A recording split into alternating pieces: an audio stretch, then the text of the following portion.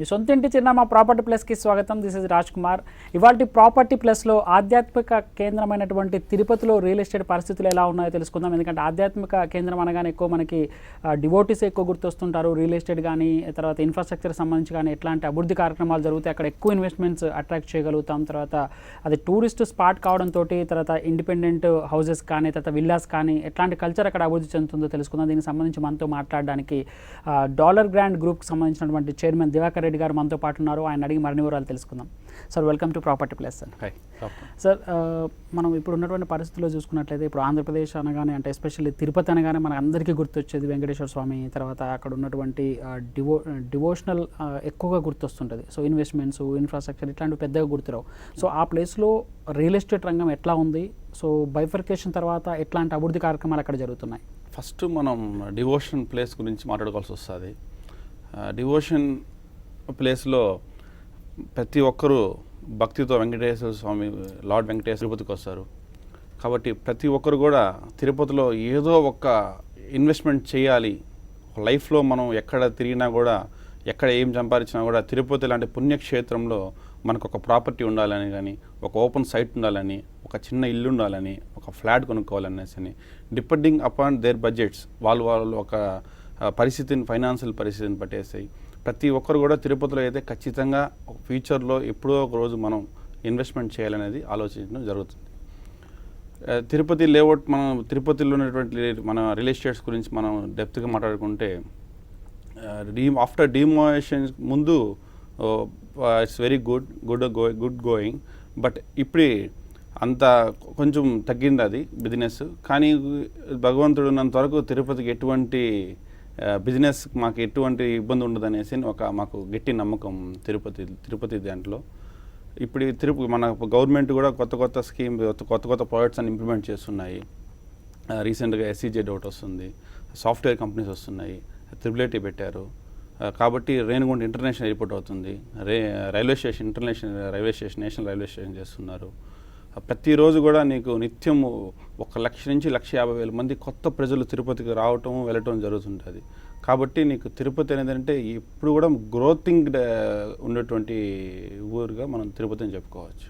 తిరుపతి అనగానే real estate రంగమా లేకుంటే ఇండస్ట్రియలైజేషనా, ఇట్లాంటివి ఇన్వెస్ట్మెంట్ చేయాలనే అంటే జనరల్ కామన్ మ్యాన్గా అనుకున్నదంటే అట్లా అనిపించదు. అంటే అక్కడ ఉన్నటువంటి రియల్ ఎస్టేట్ రియాల్టర్స్ కానీ ఎట్లా ఉంది అంటే ఇన్వెస్ట్ చేస్తున్నారా, ఎట్లాంటి కల్చర్కి ఎక్కువగా ప్రయారిటీ ఇస్తున్నారు, ప్రాధాన్యత ఇస్తున్నారు? ఎందుకంటే అక్కడ విల్లాస్కి ప్రయారిటీ ఇస్తున్నారా లేకుంటే అపార్ట్మెంట్స్కి ఇస్తున్నారా? సో ఎట్లా ఉన్నాయి ఇదంతా, రిసార్ట్స్ కానీ అంటే ఇట్లాంటి డెవలప్మెంట్స్ అంతా ఉన్నాయి? అంటే మనం ఎక్కువగా అక్కడికి వచ్చే భక్తులందరూ కూడా రియల్ ఎస్టేట్ కంటే కూడా ఆధ్యాత్మికం కోసం వస్తుంటారు, లేకుంటే హోటల్స్లో ఉండాలి, లేదా ఇంటర్నేషనల్ లెవెల్ ఇట్లాంటి హోటల్స్ గురించి ఎక్కువ తరచు మాట్లాడుకున్నాం. అక్కడ హౌసింగ్ రంగం ఎట్లా ఉంది, ఎట్లాంటి అభివృద్ధి చెందుతుంది? బిఫోర్ కన్నా కూడా ఇప్పుడు మనం చూసినట్టయితే తిరుపతిలో అపార్ట్మెంట్ కల్చర్ అనేది బాగా came a good growth apartment culture. Villas culture అనేది జస్ట్ ఇప్పుడే స్టార్ట్ అవుతుంది. జస్ట్ ఆల్మోస్ట్ ఆల్ ఒక 2-3 ప్రాజెక్ట్స్ స్టార్ట్ అయ్యింది విల్లా కల్చర్ అనేది. But in future everybody needs a duplex villa in Tirupati. ఎందుకంటే everybody want to enjoy the life. ఎక్కడ మనం లగ్జరీగా ఉండాలని అందరూ కోరుకుంటున్నారు. కాబట్టి విల్లాస్ కల్చర్ కూడా it's been the growth will be good for that also. Apartment culture అనేది మిడిల్ క్లాస్ ఫ్యామిలీస్, ఎంప్లాయీస్, వాళ్ళకి అపార్ట్మెంట్ ఏంటంటే వాళ్ళకి మినిమం బడ్జెట్లో ఒక సొంత ఇల్లు కలర్ వాళ్ళు తీర్చుకుంటారు. కాబట్టి మ్యాక్సిమం అపార్ట్మెంట్కే ఎక్కువ ప్రిఫరెన్సెస్ జరుగుతుంటాయి తిరుపతిలో. ఇంకో when we are going for the open sites అనేది అంటే ఇట్స్ కామన్. ఇంకా ప్రతి ఒక్కరు ఎన్ని ఇల్లు ఉన్నా కూడా ఓపెన్ సైట్స్ మీద ఇన్వెస్ట్మెంట్ చేస్తూనే ఉంటారు. మళ్ళీ వాళ్ళు అపార్ట్మెంట్ ఇల్లు అనేది ఒక్కసారి వాళ్ళు కొనగలుగుతారు, కట్టగలుగుతారు.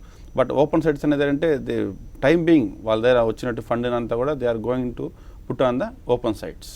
అంటే తిరుపతి అనగానే ఏంటంటే కొంచెం తక్కువ ప్లేస్ ఉంటుంది, అంటే కొండల ప్రాంతాలు ఉంటాయి, కొంత రియల్ ఎస్టేట్కి అనుకూలంగా ఉంటుందో ఉండదో అని ఉంటుంది. తర్వాత రియల్ ఎస్టేట్లో అంటే ఇప్పుడు మనం హైదరాబాద్లో చూసుకున్నామంటే వాస్ట్ ఆఫ్ ల్యాండ్ ఉంటుంది, కొన్ని 100 ఎకరాలలో రియల్ ఎస్టేట్ వెంచర్స్ ఇట్లాంటివి చూస్తుంటాం.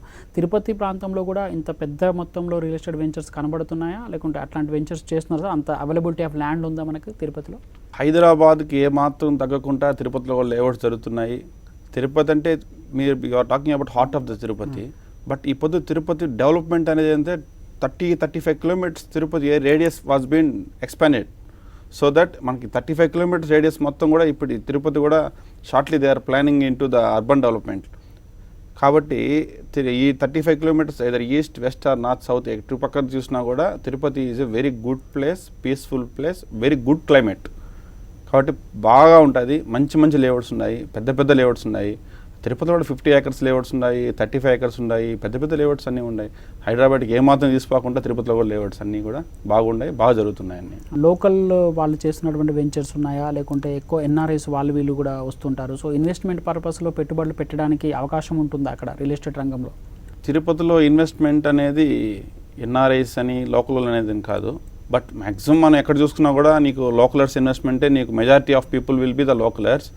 బట్ తిరుపతి ఏంటంటే నీకు టోటల్ ఇంక్లూడింగ్ ఎన్ఆర్ఎస్ కావచ్చు, భారతదేశంలో హైదరాబాద్ వాళ్ళు కావచ్చు, బెంగళూరు వాళ్ళు కావచ్చు, చెన్నై వాళ్ళు కావచ్చు, it's a peace of city. కాబట్టి ప్రతి ఒక్కరు కూడా ఇన్వెస్ట్మెంట్ అనేది తిరుపతిలో పెడతారు.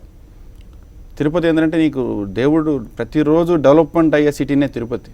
తిరుపతి నీకు అక్కడ ఉన్నటువంటి వాతావరణం కావచ్చు, చుట్టుపక్కల టెంపుల్స్ కావచ్చు, ప్రతి ఒక్కరు కూడా లైఫ్లో ఒక్కసారైనా తిరుపతికి వచ్చేసి వెళ్తారు. ఇప్పుడు ఎంతోమంది లగ్జరీకి వెళ్తూ ఉంటారు, ఇప్పుడు పెద్ద పెద్ద హోటల్స్కి వెళ్తారు. వాళ్ళు కూడా ఏం చేస్తారంటే they are going for the flat. ఎందుకు మన ఇంట్లో మనం ఉండాము అని తిరుపతి ఇన్వెస్ట్ చేసి పెట్టుకుందాం. మన ఫ్యూచర్లో employees of retirement they want to come and settle in Tirupati, భగవంతుడి దగ్గర ఉండాలనేసి అని ఒక ఇష్టంతో వచ్చే వాళ్ళు ఉన్నారు. ఇప్పుడు మన సాఫ్ట్వేర్స్ అంతా బయట పనిచేస్తున్నారు, మన బెంగళూరులో కావచ్చు, చెన్నైలో కావచ్చు, హైదరాబాద్లో కావచ్చు. వాళ్ళందరూ కూడా నీకు తిరుపతిలోనే ఇన్వెస్ట్మెంట్కి వాళ్ళు సొంత ఊరికి వస్తున్నారు. కానీ they are not going to investment Bengaluru or Chennai. వాళ్ళు ఏమన్నా ఉన్నాడు, దే ఆర్ ఒక హౌస్ ఉండేది మాత్రం అక్కడ తీసుకుంటున్నాం వాళ్ళు ఎక్కడైతే జాబ్ చేసే చోట. మిగతా మొత్తం వచ్చి they are investing only their own place. తిరుపతిలో ఇన్వెస్ట్మెంట్ చేస్తున్నారు. మనం ఎన్ఆర్ఎస్ గురించి మాట్లాడుకుంటే ప్రతి ఒక్క ఎన్ఆర్ఐకి కూడా తిరుపతి అంటే బాగా ఇష్టం. తిరుపతి అనేది ఒక నమ్మకం వాళ్ళకి, భగవంతుడి దగ్గర ఉండే జనాలు మోసం చేయనేది గట్టి నమ్మకం. కాబట్టి తిరుపతిలో కూడా ఎన్ఆర్ఐస్ కూడా అన్ని లేఅవుట్స్లో కూడా ఒక 10 to 20% ఎన్ఆర్ఐస్ ఆల్సో ఇన్వెస్ట్మెంట్ కూడా బాగుంది ఎన్ఆర్ఐస్ తిరుపతిలో. ల్యాండ్ ధరలు వచ్చేసి ఎట్లా ఉంటాయి అంటే ఆధ్యాత్మిక కేంద్రం తర్వాత అంటే ఒక్క తిరుపతిలోనే కాకుండా చుట్టుపక్కల ప్రాంతాల్లో చూసుకున్నట్లయితే సో ధరలు ఎట్లా ఉన్నాయి? తర్వాత తిరుపతిలో హార్ట్ ఆఫ్ ది సిటీ తిరుపతిలో ధరలు ఎట్లా ఉన్నాయి? ఓపెన్ ఫ్లాట్స్కి సంబంధించి కావచ్చు, లేదంటే ఫ్లాట్స్కి సంబంధించి కావచ్చు, ఎంత ధర నుంచి ఎంతవరకు అందుబాటులో ఉన్నాయి? హార్ట్ ఆఫ్ సిటీలో అయితే బాగా గజం మీకు 1 lakh స్క్వేర్ యార్డ్ 1 lakh దాకా ఉంది. మనం కొంచెం దూరం వెళ్ళంగా 5,000 నుంచి 1 lakh వరకు గజం square yard rate will be depending upon the area and the development. కాబట్టి మీకు మినిమం ప్రైస్లో ఉంటాయి. మరి అంత హై ప్రైజెస్ అయితే when you're compared to other cities it's better to invest in Tirupati. ఎందుకంటే ఇప్పుడు just recently the government has announce something to be developed in Tirupati. కాబట్టి it's right time for investment in Tirupati. అంటే చుట్టుపక్కల ప్రాంతాల గురించి చెప్పారు కదా మీరు, అంటే చుట్టుపక్కల ప్రాంతాల్లో అంటే ఏ ఏరియాలో తిరుపతికి సమీపం ప్రాంతంలో అంటే సపోజ్ ఒక 50-60 కిలోమీటర్ల సరౌండింగ్స్లో ఉన్నటువంటి ప్లేసెస్ కానీ అంటే చుట్టుపక్కల ఆల్మోస్ట్ అక్కడ కూడా ఆధ్యాత్మిక ప్రాంతాలే ఉన్నాయి, 30-40 కిలోమీటర్ల సరౌండింగ్లో కూడా ఏ ఏరియాలలో ఎక్కువగా ప్లెంటీ ఆఫ్ ల్యాండ్ అవైలబిలిటీ ఉంది? ఎక్కడ ఇన్వెస్ట్ చేసుకుంటే బెటర్గా ఉంటుంది? ప్లెంటీ ఆఫ్ ల్యాండ్ అవైలబిలిటీ అంటే మనం రేణిగుంట మండలం గురించి మాట్లాడుకోవచ్చు. అక్కడ ఇంటర్నేషనల్ ఎయిర్పోర్ట్ వస్తుంది. ఎయిర్ప్యాడ్ మండలం గురించి మాట్లాడుకోవచ్చు. అక్కడ వందల ఎకరాలు ఉన్నాయి. అక్కడ లేఅవుట్స్ అంతా పెద్ద లేఅవుట్స్ అని కూడా అక్కడే అందరూ లేఅవుట్స్ అంతా స్టార్ట్ చేశారు. అక్కడ మనకు త్రిబుల్ వచ్చింది ఇప్పుడు. ఇంకా కొన్ని సాఫ్ట్వేర్ కంపెనీస్ వచ్చాయి. రీసెంట్గా సిలికాన్ ఓపెన్ అయింది, కార్బన్ ఓపెన్ అవుతుంది. And some more companies are going to be open in short time. ఇంకా మనం చంద్రగిరి సైడ్ వెళ్ళామంటే అక్కడ మన కోట మనకి ఫేమస్. అక్కడ చంద్రగిరి వాతావరణం బాగుంటుంది, మంచి హిల్ స్టేషన్ అది. మన ఈవినింగ్ టైంలో అయితే పీస్ ఆఫ్ మైండ్ కాకుండా ఉండొచ్చు. అక్కడ కొద్ది డెవలప్మెంట్స్ ఇప్పుడే స్టిల్ జరుగుతున్నాయి. కాబట్టి చంద్రగిరి కూడా there is a huge land in Chandragiri also. We can invest in Renigunta, Chandragiri. ఎక్కడ ఈ బిట్వీన్ ఎక్కడ ఇన్వెస్ట్ చేసినా కూడా this right investment for the investors. So అక్కడ ధరలు ఎట్లా ఉన్నాయి సార్? అంటే అక్కడ అంటే ఇంకా అభివృద్ధి అంటే ఓపెన్ ఫ్లాట్స్లోనే ఉన్న పరిస్థితి ఉంది కదా, సో అక్కడ ఏమైనా హౌసింగ్ సెక్టర్కి సంబంధించి ఏమైనా కొత్త వెంచర్స్ లేకపోతే ఇన్వెస్ట్మెంట్స్ అట్లాంటివి ఏమైనా వస్తున్నాయా, లేకుంటే లోకల్ పీపుల్ ఇల్లు కట్టుకోవడాలు అట్లాంటి పరిస్థితులే ఉన్నాయి ఇంకా? లేదు, షూర్గా అయితే కొత్త ఇన్వెస్ట్మెంట్ ఖచ్చితంగా వస్తాయని భావిస్తున్నారు అందరూ. ఆల్రెడీ రేణిగుంటలో అయితే బాగా ఇన్వెస్ట్మెంట్స్ జరుగుతున్నాయి. బట్ చంద్రగిరి లాంటి మన అంతటా ప్యూర్లీ టూరిజం ప్లేస్ కాబట్టి ప్రతి ఒక్కరు కూడా చంద్రగిరి కూడా బాగుంటుంది అనేసి ఇటు సైడ్ కూడా మన ఆల్రెడీ డెవలప్డ్ సిటీనే తిరుపతికి అటాచ్ అయిపోయింది చంద్రగిరి కూడా. కాబట్టి అక్కడ కూడా నీకు అంటే ఇంత హై బడ్జెట్ లేకపోతే మిడిల్ క్లాస్ బడ్జెట్ ఒక square yard about we can say 5,000 to 6,000 మధ్యలో అవైలబిలిటీ ఉంటుంది అక్కడ. సో దట్ మిడిల్ క్లాస్ వాళ్ళంతా అక్కడ ఇన్వెస్ట్మెంట్ అయితే ఒక 30-35 lakhs they can have independent house. మనం వీఆర్ మన అపార్ట్మెంట్ కూడా 40-50 lakhs మధ్య ఉన్నప్పుడు కొంచెం అట్లా వెళ్ళారంటే they can get for 30-35 lakhs మధ్యనే they can have independent house. around 1800 square feet they can have an independent house there. Cost వేరియస్గా చూసుకున్నట్లయితే అపార్ట్మెంట్లోకి వచ్చేసరికి ఎట్లా ఉంది అంటే ఎక్కువగా ఏంటంటే అది డివోషనల్ ప్లేస్ అవ్వడం వల్ల తర్వాత ప్రపంచవ్యాప్తంగా ఏడుకొండలవాడు ఫేమస్ అవ్వడం వల్ల ఏంటంటే అపార్ట్మెంట్ అట్లా కట్టినా కూడా అవి హోటల్స్ కిందకి మారిపోతున్నాయి. కొంచెం హౌసింగ్కి వచ్చేసరికి ఇంకొకటి అంటే లోకల్ హౌసింగ్కి వచ్చేసరికి ఏంటంటే ఇన్ఫ్రాస్ట్రక్చర్ ప్రాబ్లం ఒకటి ఉంది, కొంత వాటర్కి సంబంధించిన ప్రాబ్లం కానీ డ్రైనేజ్కి సిస్టమ్ కానీ కొంత బాగలేదు అని చెప్తున్నటువంటి పరిస్థితి ఉంది. తర్వాత సెంట్రల్ గవర్నమెంట్ దీన్ని ఒక స్మార్ట్ సిటీగా కూడా అనౌన్స్ చేసింది. అభివృద్ధి కార్యక్రమాలు స్టార్ట్ అవుతున్నాయి కానీ ఇంకా డెవలప్ కాకపోవడానికి అంటే పెద్ద మొత్తంలో ఇన్వెస్ట్మెంట్స్ రాకపోవడానికి ప్రధానంగా ఎట్లాంటి కారణాలు ఉన్నాయి? మీరు చెప్పింది అంతా కరెక్టే. Water drainage problems are facing Tirupati ఉంది. దాంట్లో అది రీసెంట్గా స్మార్ట్ సిటీ మనకి అనౌన్స్ అయింది Tirupati. Time being it will be develop జరుగుతుంటుంది. బట్ ఏంటంటే మాకు తిరుపతిలో వచ్చేటువంటి pilgrims the crowd will be more and more వల్ల they cannot able to develop fastly. అదొకటి ప్రధాన కారణంగా మనం మాట్లాడుకోవచ్చు. బిఫోర్ మనం 5 years బ్యాక్కి 10 years బ్యాక్ చూసినట్టయితే ఇప్పుడు ద బెటర్ తిరుపతి ముందుగానే ఇప్పుడు బ్యూటిఫుల్గా ఉన్నది. We are expecting very good in soon also. Water problems అనేది ఉంటాయి, కొద్ది డ్రైనేజ్ వర్షం పడినప్పుడు మనది హిల్ ప్రాంతం కాబట్టి తిరుమల నుంచి వాటర్ అంతా కిందకి వస్తుంది కాబట్టి ఆ వాటర్ కొంచెం ఒక 1 or 2 hours they will have some difficult. తర్వాత లేటర్గా it will be solving. So తిరుపతిలో విల్లా కల్చర్ డెవలప్ అవుతుందా? షార్ట్ బ్రేక్ తర్వాత చూద్దాం. మౌలిక వసతులకు సంబంధించి ఎంత మేర ఇంప్రూవ్ చేయడానికి ఇంకా అవకాశం ఉంది? ఎట్లాంటి హడిల్స్ ఉన్నాయంటే ఇన్వెస్ట్మెంట్ రావాలంటే మనకు మంచి రోడ్స్ కావాలి. హైదరాబాద్ లాంటి సిటీలో చూసుకున్నట్లయితే హైదరాబాద్తో కంపేర్ చేయలేము, బట్ ఆ రోడ్లకు సంబంధించి కానీ అట్లాంటి ఇన్ఫ్రాస్ట్రక్చర్ రావాలంటే ఎట్లాంటి చర్యలు తీసుకుంటే బాగుంటుంది? వైకుంఠమాల అని చెప్పేసి ఒక రోడ్ ప్రపోజల్ పెట్టారు. ఇట్స్ వెరీ గుడ్, మంచి ప్రాజెక్ట్. బట్ రోడ్ ఎప్పుడు వేస్తారనేది we should have to wait. ఆ రోడ్ వచ్చిందంటే it will be very good for Tirupati. పిలిగ్రిమ్స్కి బాగుంటుంది, ಮತ್ತು మన లోకల్ వాళ్ళకి బాగుంటుంది, డెవలప్మెంట్కి బాగుంటుంది. మీరు చెప్పినట్టు ఇన్ఫ్రాస్ట్రక్చర్ రోడ్స్ గేట్స్ అన్నీ కూడా బాగా మంచి హైఫైకి వస్తాయి. ఆల్రెడీ నౌ స్టార్టెడ్ ఒక 2-3 roads ఆల్రెడీ కూడా మన మున్సిపాలిటీ వాళ్ళ కార్పొరేషన్ తరఫున కూడా జరిగినాయి, డెవలప్ అయ్యాయి, మొత్తం బాగానే ఉన్నది. ఇంక still day by day it will be going to good. We can expect that. Sir ఒకవైపు ఇంటర్నేషనల్ ఎయిర్పోర్ట్ ఉంది, తర్వాత ఇంటర్నేషనల్ రైల్వే స్టేషన్ కూడా రాబోతోంది. సో తుడా ఒక మంచి ప్లాన్ 2,000 కోట్లు పెట్టి ఒక ఇన్ఫ్రాస్ట్రక్చర్ ప్లాన్ కూడా ఒకటి సిద్ధం చేసినట్టుగా కనబడుతుంది. స్కైవేస్ అంటున్నారు, అంటే ఈ మధ్య కాలంలో వినబడుతున్నటువంటి ప్రాజెక్ట్స్ లాస్ట్ 1.5 year నుంచి వినబడుతున్నాయి. సో ఇలాంటి అభివృద్ధి వల్ల ఎంత మేర అక్కడ ఉన్నటువంటి రియల్ ఎస్టేట్ అభివృద్ధి చెందడానికి స్కోప్ ఉంటుంది? ఇంటర్నేషనల్ ఎయిర్పోర్ట్, స్కైవేస్ అనేది టుడా పెద్ద ప్రాజెక్ట్ అనేది it's very good. We're welcome. మాకు సంతోషంగా ఉంది తిరుపతిలో రావటం అనేది. మాకైతే we have a very good confident. Tirupati market అయితే coming from January it will be going to peak heights అనేది ఒక గట్టి నమ్మకం ఉండదు మాకు. ఈ ఇంటర్నేషనల్ ఎయిర్పోర్ట్ వచ్చిన దానివల్ల ప్రతి ఒక్కరూ చుట్టుపక్కల ఇప్పుడు మన కోడూరు, కడప ఆల్మోస్ట్ అంతా నీకు దుబాయ్, కోవిడ్ సెటిలర్స్ వాళ్ళందరూ కూడా మీకు తిరుపతిలో ఇన్వెస్ట్మెంట్కి వస్తారు. When they flight is in Renigunta Tirupati, they ready to investment Tirupati only. ఇప్పుడు ఆల్మోస్ట్ ఆల్ మనం బయట చుట్టుపక్కల ఉన్నటువంటి విలేజెస్ అందరూ కూడా బయట వెళ్ళి పనిచేసే వాళ్ళే. లోకల్గా పనిచేసే వాళ్ళు చాలా తక్కువ మంది. చదువుకున్న తర్వాత వాళ్ళు సాఫ్ట్వేర్స్గా కావచ్చు, ఇంకా సమ్ బిజినెస్ బయట బిజినెస్ చేసేవాళ్ళు ఉన్నారు. బట్ వాళ్ళందరూ కూడా మన తిరుపతి డెవలప్ అయితే they will come and investment own city. ఇంకొకటి సార్ అంటే అక్కడ కల్చర్ చూసుకుంటే ఎట్లా అంటే ఇన్ఫ్రాస్ట్రక్చర్ సంబంధించి పెద్దగా కాన్సన్ట్రేట్ చేయట్లేదు అనేటువంటి అవి కూడా వినబడుతున్నాయి. అంటే ఇన్వెస్ట్మెంట్స్ అంత పెద్ద టెంపుల్ సిటీ ఇన్వెస్ట్మెంట్స్ అట్రాక్ట్ చేయలేకపోతుంది అనే దానికి చాలా రీజన్స్ చెప్తున్నారు. ఒకటి ఏంటంటే ఆ రాజధాని ప్రాంతం అమరావతి అనేసరికి అక్కడికే మొత్తం ఇన్వెస్ట్మెంట్ చేశారు. సో ఒక పెద్ద బబుల్ లాగా క్రియేట్ అయింది. మనకి ఇక్కడ 2007, 2005 ప్రాంతంలో ఉన్నటువంటి బబుల్, రియల్ ఎస్టేట్ బబుల్ ఒకటి క్రియేట్ అయింది. అక్కడ చాలామంది ఇన్వెస్ట్మెంట్ చేశారు. ఏం చేయాలో తెలియని పరిస్థితి. అంటే ఇన్వెస్ట్మెంట్స్ అంతా కూడా హౌసింగ్ అంటే ఎవరైనా అక్కడ ఎంప్లాయబిలిటీ వస్తేనే ఇన్వెస్ట్మెంట్స్ వస్తే హౌసింగ్ డెవలప్ అవుతుంది.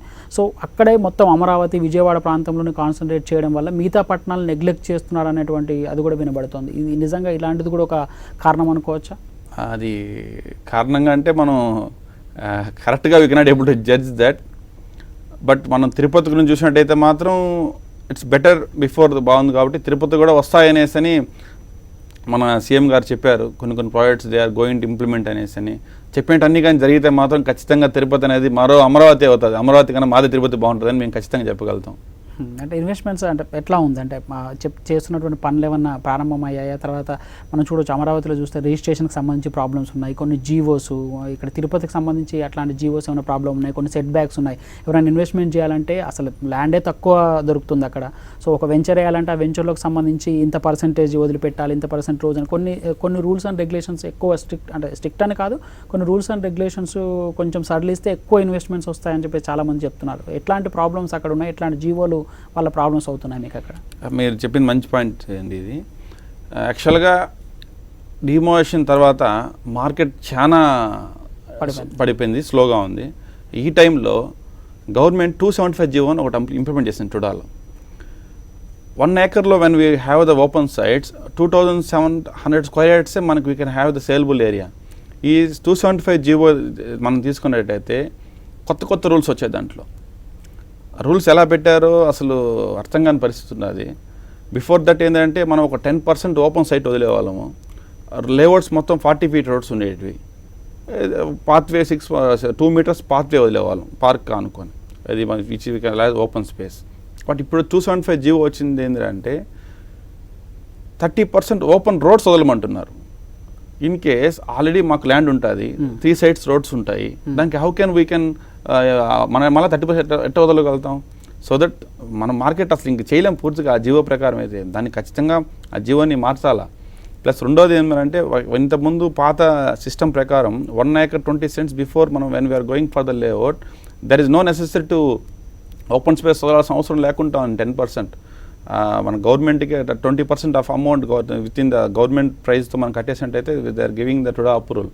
బట్ ఈ 275 జీవోలో when we are going for the half acre also they must we should have to use the 10% of open space వదలాలా, 30% రోడ్స్కి వదలాలని ఉన్నది, 3% అమ్యూనిటీస్, 2% యూటిలిటీస్.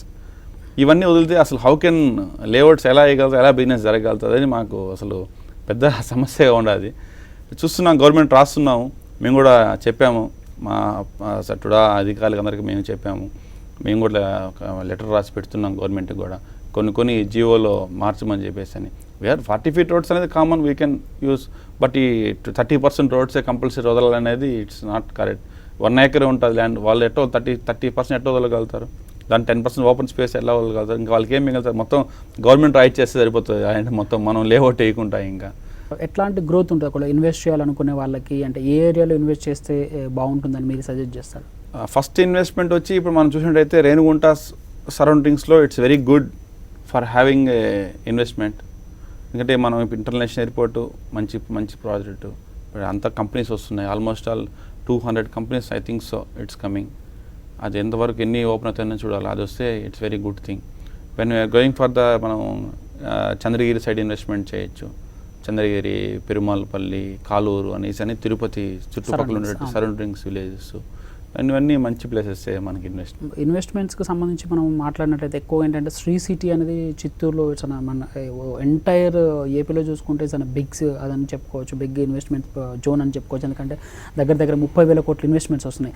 అది ఎంత మేర అక్కడ రియల్ ఎస్టేట్ రంగ అభివృద్ధికి మీకు దోహదం చేస్తుందని చెప్పుకోవచ్చు? ఎంత పర్సంటేజ్ అంటే డిమానిటైజేషన్ తర్వాత ఎట్లాంటి అంటే తగ్గింది, ఎంత తగ్గిపోయింది గ్రోత్ అనేది, ఇప్పుడు ఎంత గ్రోత్ ఎక్స్పెక్ట్ చేయబోతున్నారు? ఇవన్నీ వచ్చిన తర్వాత ఎంత పర్సంటేజ్ ఆఫ్ గ్రోత్ ఉంటుంది అనుకుంటున్నారు? ఎంత రేట్లు పెరిగే అవకాశం ఉంది? ప్రతి ఒక్కరు కూడా ఒక ఇల్లు మన జీవిత కాలంలో మనకంటూ మన సొంతంగా మనం ఇల్లు కొనుక్కోవాలనేది ఒక జీవిత ఆశయం ప్రతి ఒక్కరికి. Depending upon the middle class నుంచి పెద్దల వరకు వాళ్ళ రేంజ్ని బట్టి వాళ్ళు కొనుక్కోవటం వెళ్తూ ఉంటాయి.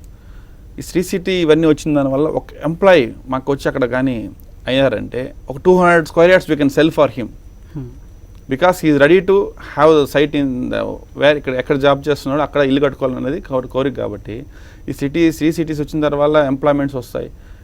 ఎంతమంది ఎంప్లాయ్మెంట్స్ వస్తే అంత బాగా నీకు మన రియల్ ఎస్టేట్ గ్రోత్ ఉంటుంది. రియల్ ఎస్టేట్ అనేది కదా మొత్తం ఆర్థిక వ్యవస్థ డిసైడింగ్ ఫ్యాక్టరీ, నీకు మన వద్ద main thing is real estate.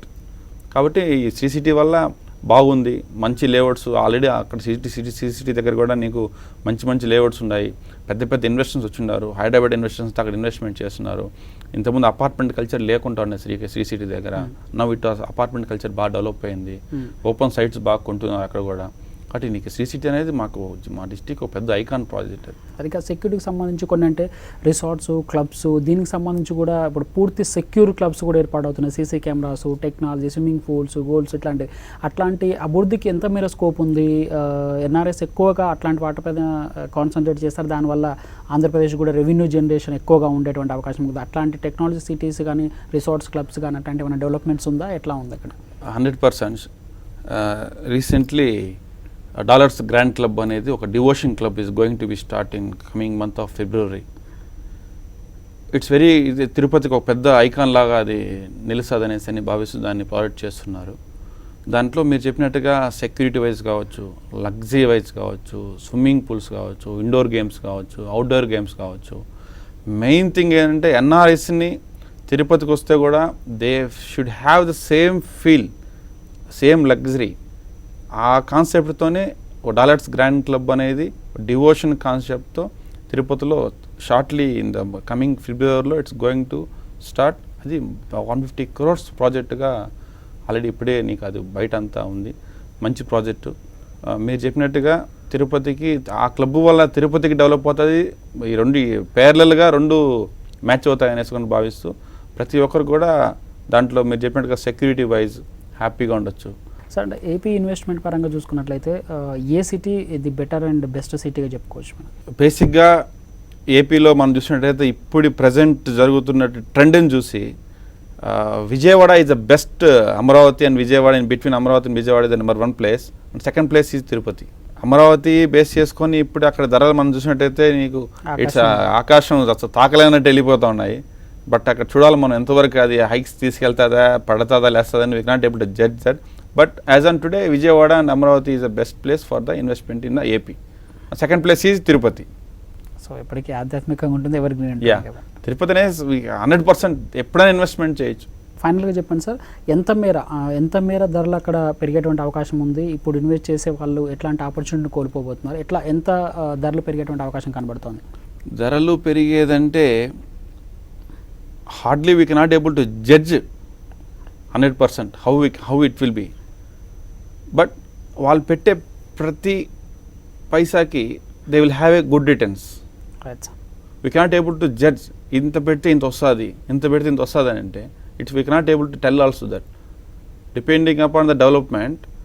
But 100% they will have a good result in Tirupati. If this right place for Tirupati to investment, this is right time also in Tirupati. Thank you sir. నిజంగా మన ఆధ్యాత్మిక కేంద్రం invest చేయాలని ఎవరైనా కోరుకుంటారు. సో అట్లాంటి city ప్రభుత్వం తీసుకున్నటువంటి కొన్ని నిర్ణయాలతో కొంత ఇన్వెస్ట్మెంట్ తగ్గినా కూడా సో బెటర్ వేలో నిర్ణయాలు తీసుకుంటారని సాక్షి ప్రాపర్టీ ప్లేస్ కూడా ఆశిస్తోంది. Thank you. ఇది వాటి ప్రాపర్టీ ప్లేస్. స్టేట్ ఇంటూ సాక్షి.